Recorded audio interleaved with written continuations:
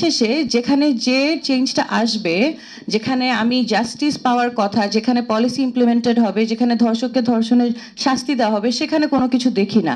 যেখানে cyber harassment নিয়ে এত এত আমার সাথে সাইবার হ্যারাসমেন্ট অনেক লম্বা সময় ধরে হচ্ছে, 1.5 বছর উপর হয়ে যাচ্ছে। এটা কারো অজানা নাই। আমার আই ছবি বের করে করা হয়েছে, কারো অজানা নাই। কিন্তু এটার কোনো প্রতিকার তো হলো না, এখন পর্যন্ত বানাচ্ছে, প্রতিনিয়ত বানাচ্ছে, সো মাচ সো দ্যাট আমি এখন দেখেও দেখি না। আমাকে মানুষে পাঠায় যে এগুলো বানিয়েছে, আমি বলছি যে ঠিক আছে বানাতে থাকুক, কি করব।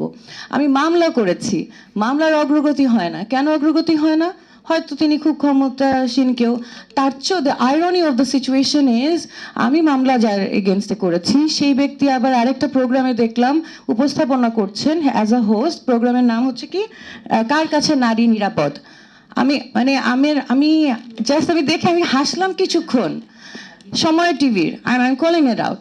আপনারা ওনাকে দিয়ে উপস্থাপনা করাচ্ছেন কার কাছে নারী নিরাপদ। এখন আপনি বলতে পারেন যে he is innocent until proven guilty.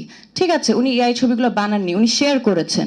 Share করাতে ওনার মানসিক যেই বিকারগ্রস্ততা সেটা বোঝা গিয়েছে।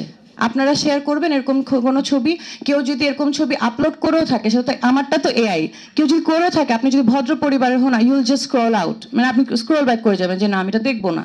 আপনি হাইড করে দিবেন যে এরকম টাইপের কন্টেন্ট যেন আমার কাছে না আসে। সেখানে এটা শেয়ার্ড হচ্ছে।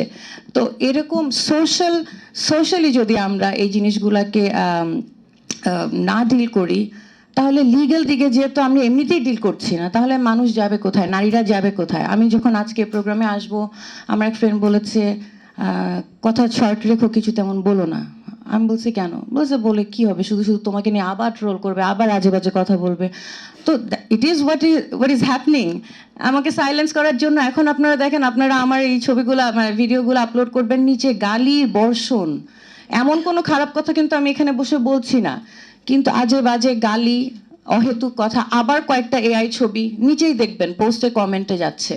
এবং এগুলো আসলে কি, এগুলো নারীকে সাইলেন্স করে দেওয়ার জন্য, আমি যেন আর কথা না বলি। এবং আমি আসলে কথা অনেক বলা কমিয়েও দিয়েছি, এখন আর আমি খুব একটা কথা বলি না। আমি বলছি যে ইয়ানফসি নিজেরটা চালাই, আল্লাহ দেখে নেবে। কারণ আমি তো দেখতে পাচ্ছি যে আমার দেশের লিগ্যাল সিস্টেম আমাকে ফেল করছে। সাইবার হ্যারাসমেন্টের কোনো কেসের কি কোনো নিষ্পত্তি হয়েছে এখন পর্যন্ত? আপনি একটা কেস নিষ্পত্তি করেন, একটা ধর্ষণের কেস, তারপরেই না অন্যরা অ্যালার্ট হয়ে যাবে যে না, আমি এসব আজে বাজে কমেন্ট দিলে আমাকে তো ধরে নিয়ে যাবে পুলিশ, আমি দিব না। বা আমি ধরনের এআই কন্টেন্ট ছবি না বানাই, শেয়ার করলেও এটা পুলিশ আমাকে ধরে নিয়ে যাবে, আমি দিব না। তো আপনি রেকটিফাই করার জায়গায় তো কাজ হচ্ছে না।